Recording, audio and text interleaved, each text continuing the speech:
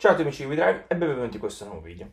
Oggi vi parlo un po' delle tre maggiori, differenze o comunque tre maggiori tipologie, di motori ibridi, perché infatti troviamo il motore plug-in hybrid, full hybrid e mild hybrid, che sono in ordine appunto dal più grande al più piccolo.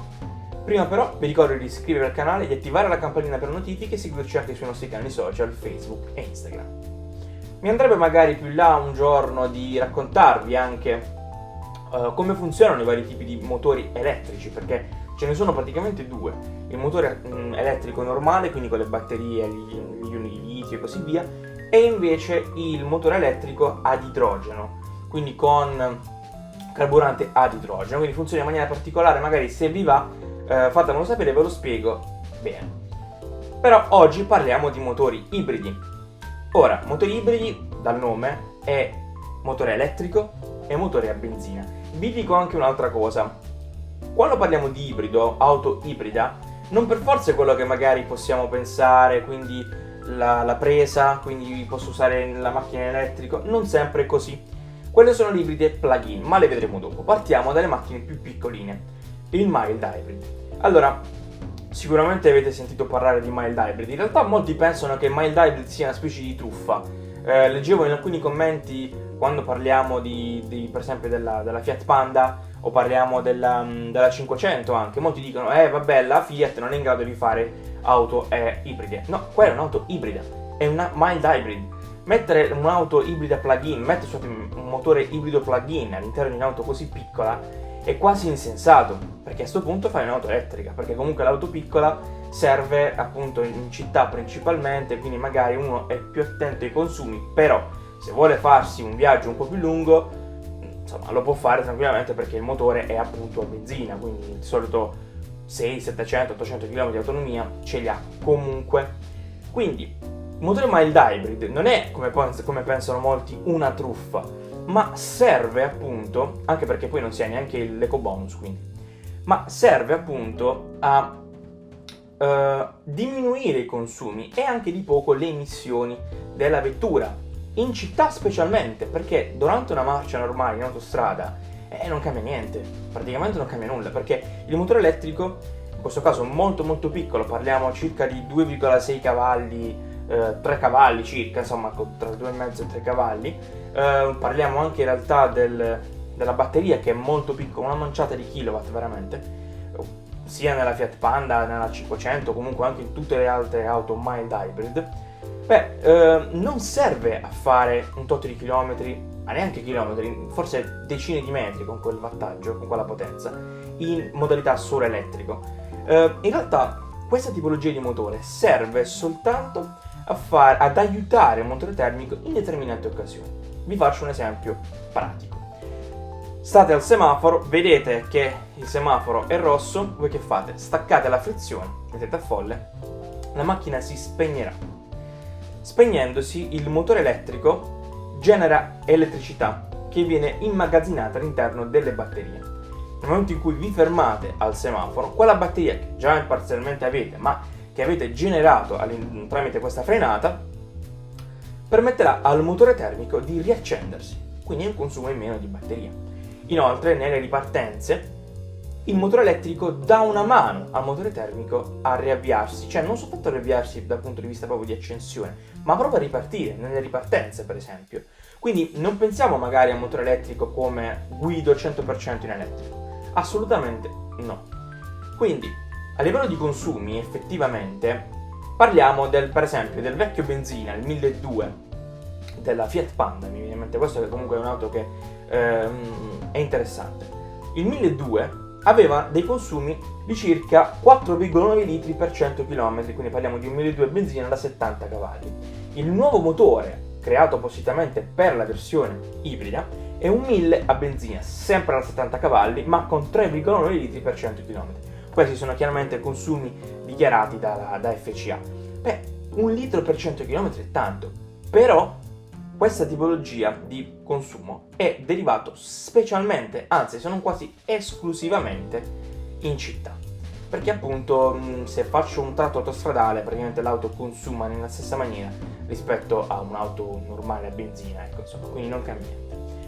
passati appunto da un motore più piccolo, il mild hybrid, andiamo al full hybrid.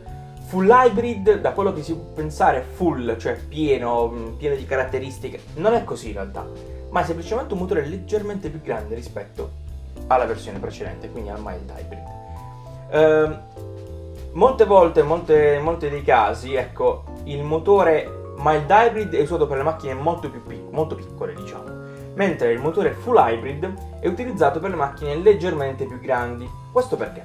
Perché chiaramente l'auto è più pesante, ma questo tipo di motore mi permette di fare 3 km, 5 km massimo solo in elettrico. Beh, questo aiuta davvero tanto nelle emissioni e nei consumi dell'automobile, ma il fare un tot di chilometri in elettrico in realtà non è soltanto una questione di voglio usare la macchina in elettrico, perché poi in realtà per ricaricarsi ci vuole un po', perché non ha la presa di ricarica, come ovviamente anche la mild hybrid, ma si ricarica solo in decelerazione o in frenata, e in frenata entrante, insomma. Quindi, per esempio, mi può servire, non lo so, sto in città, nelle fasi in cui c'è tanto traffico, il motore elettrico aiuta molto, mi permette di non consumare praticamente niente di benzina, perché utilizzo sempre il motore elettrico, quindi posso farmi anche, che ne so, un tot 2-3 km di coda, per esempio, utilizzando sempre solo il motore elettrico, mai il motore termico. Quindi è un grande risparmio, anche perché poi in alcune situazioni di coda, ci è capitato con alcune auto in prova, lo start and stop entra sempre, quindi facciamo un metro, spegni la macchina, riaccendila, facciamo un altro metro, spegni, riaccendila, quindi un grande consumo di carburante. In questa maniera invece no. Ma come funziona questo motore, per l'esattezza? Allora, è comunque un motore più grande, è una batteria più grande, e come fa a funzionare solo in elettrico, quindi? Beh, perché comunque alla fine è uguale a quello di prima, uguale al mild hybrid. Beh, in realtà questo motore elettrico può avere due posizioni.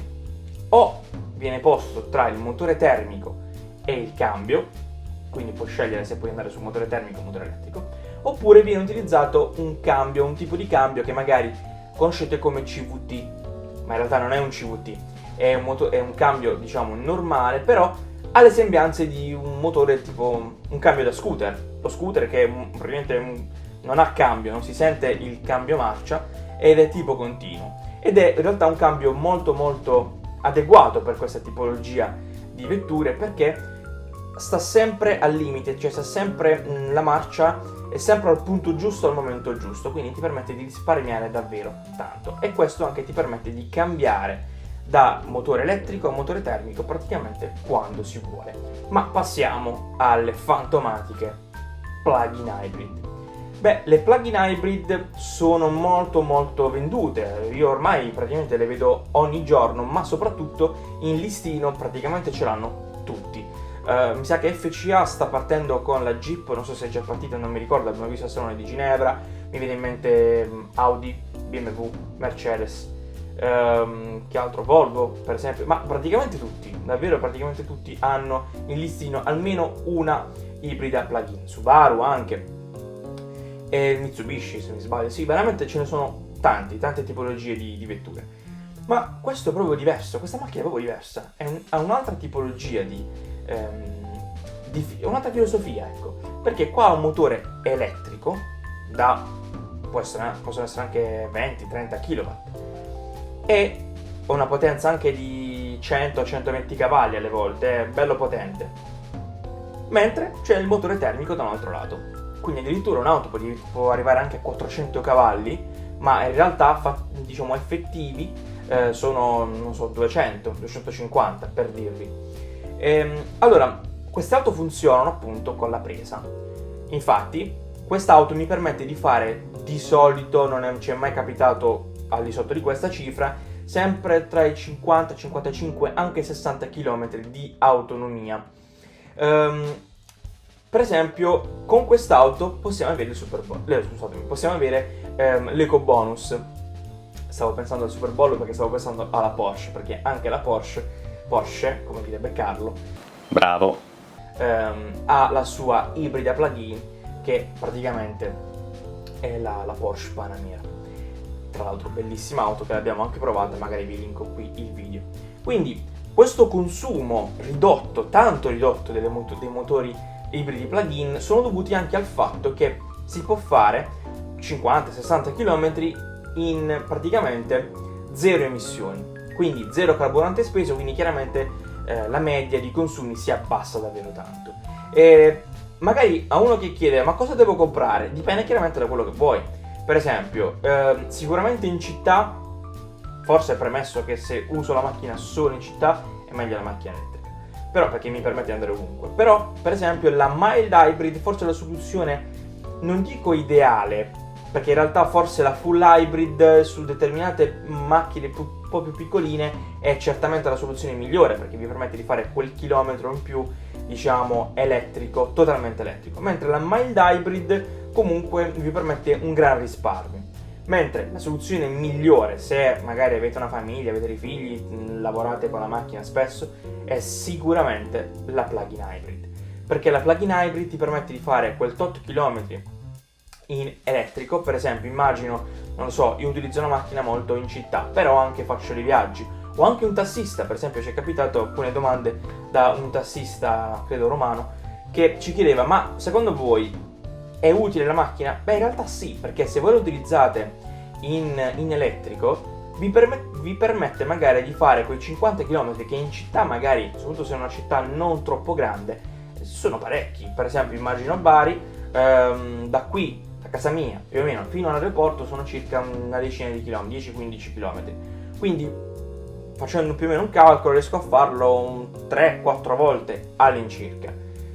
Quindi che cosa è bello importante, perché comunque una corsa del taxi da qui lì siamo sui 30 euro, quindi è davvero un buon risparmio per questa tipologia di persone.